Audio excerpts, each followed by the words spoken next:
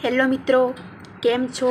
તો આજે આપણે વિજ્ઞાન વિષયમાં ધોરણ 9 અને ધોરણ 10નું સ્વાધ્યાય જોઈશું.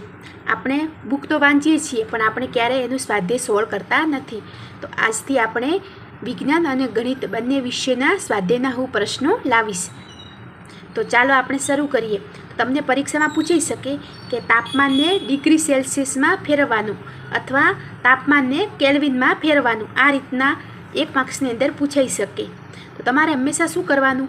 જો કેલ્વિનમાં આપેલું હોય તો એને હંમેશા 273માંથી બાદબાકી કરવાની, અને જો સેલ્સિયસ આપેલું હોય તો એમાં હંમેશા 273 એડ કરવાના.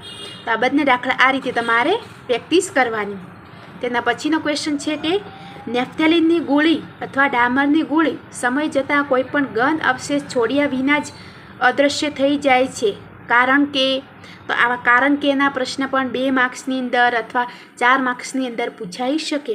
તો આપણે બધાને ખબર છે કે નેફ્થેલિન એક એવો છે તો ઉદ્ધ્વપાતન પામતો ઘન પદાર્થ છે.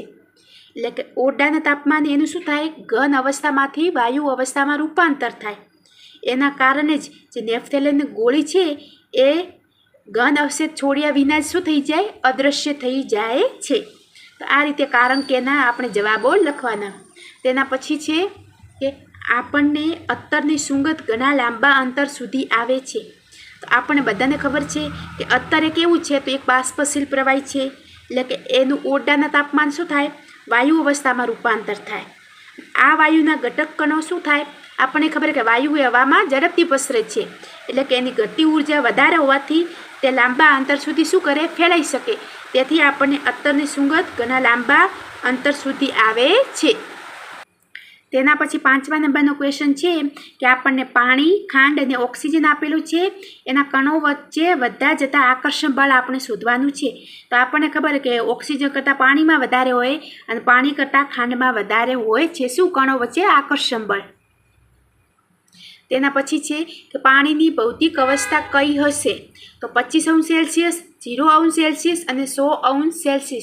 તો 25°C એ પ્રવાહી કહેવાશે, 0°C એ ઘન અને પ્રવાહી, જ્યારે 100°C એ પ્રવાહી અને વાયુ કહેવાશે. તેના પછી 7મા નંબરનો પ્રશ્ન છે પાણી ઓરડાના તાપમાને પ્રવાહી સ્વરૂપમાં હોય છે, તો કારણ આપો. કારણ કે સૌથી વધારે આપણને પૂછાશે. તો પાણી ઓરડાના તાપમાને કેમ પ્રવાહી છે? તો પાણી એ શું થાય? સરળતાથી વહી શકે. એટલે કે પાણીને શું? ચોક્કસ આકાર હોતો નથી, તેથી તે ઓરડાના તાપમાને પ્રવાહી સ્વરૂપમાં છે. આવા પ્રશ્નમાં આપણે શું લખવાના? જે પ્રવાહી છે પ્રવાહીને આપણે ગુણધર્મો લખવાના કે પ્રવાહી સરળતાથી વહી શકે, એટલે કે પાણી પણ સરળતાથી વહી શકે, અને પ્રવાહીને ચોક્કસ આકાર હોતો નથી, એટલે કે પાણીને પણ ચોક્કસ આકાર હોતો નથી. તેના પછી લોખંડની તિજોરી ઓરડાના તાપમાને ઘન સ્વરૂપમાં હોય છે. તો આમાં આપણે ઘનના ગુણધર્મો લખવાના. કેમ? કે જે લોખંડની તિજોરી હોય એને શું હોય? ચોક્કસ આકાર હોય, ચોક્કસ કદ હોય, એટલે કે એનું સરળતાથી એકબીજા સ્થાને સ્થાનાંતર થઈ શકતું નથી. એ શું હોય? અદબનીય હોય અને કેવું હોય? દ્રઢ હોય. તેથી લોખંડની તિજોરી ઓરડાના તાપમાને કેવું સ્વરૂપ ધરાવે? ઘન સ્વરૂપ ધરાવે છે. તો આમાં આપણે ઘનના ગુણધર્મો લખવાના. તેના પછી 9મા નંબરનો ક્વેશ્ચન છે કે 273 કેલ્વિન તાપમાને બરફ તે જ તાપમાને રહેલા પાણી કરતાં વધુ ઠંડક ઉત્પન્ન કરે છે. શા માટે?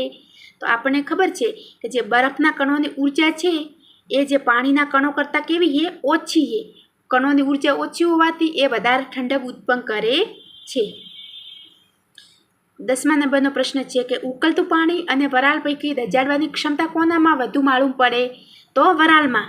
કોનામાં? વરાળમાં. આવા ક્વેશ્ચન તમને 1 માર્ક્સમાં પૂછાઈ શકે.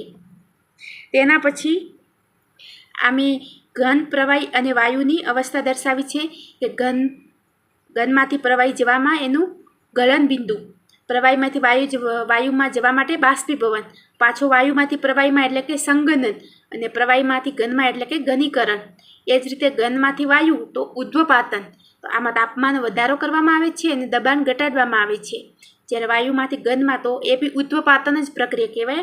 તાપમાન આમાં ઘટાડવામાં આવે છે અને દબાણ વધારવામાં આવે છે. તેના પછી આપણે તફાવત જોઈશું. તફાવત પણ આપણે ઘણીવાર પરીક્ષામાં પૂછાઈ શકે.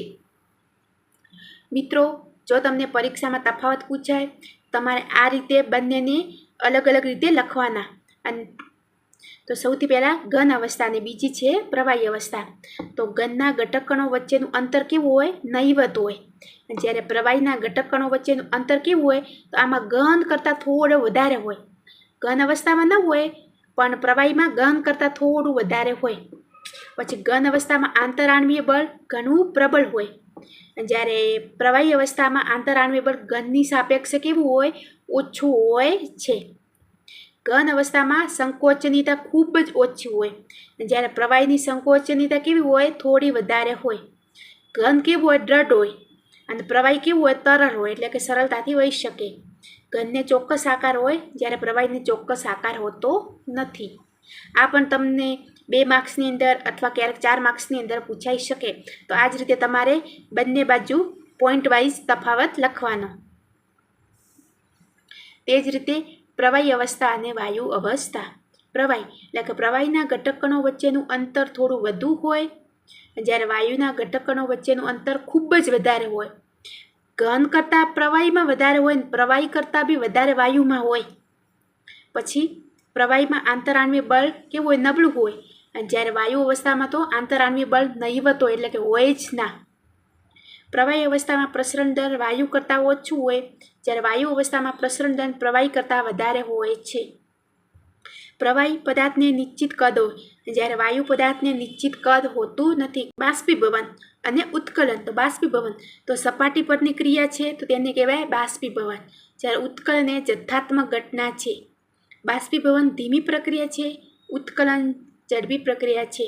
દરેક તાપમાને બાષ્પીભવન થઈ શકે, જ્યારે ઉત્કલન એ ચોક્કસ તાપમાને થાય છે. તો મિત્રો, જો તમને આ સારું લાગ્યું હોય તો મને કોમેન્ટ બોક્સમાં કોમેન્ટ કરજો. તો હું બીજા ચેપ્ટરના પણ આવી જ રીતે વિડીયો બનાવીશ.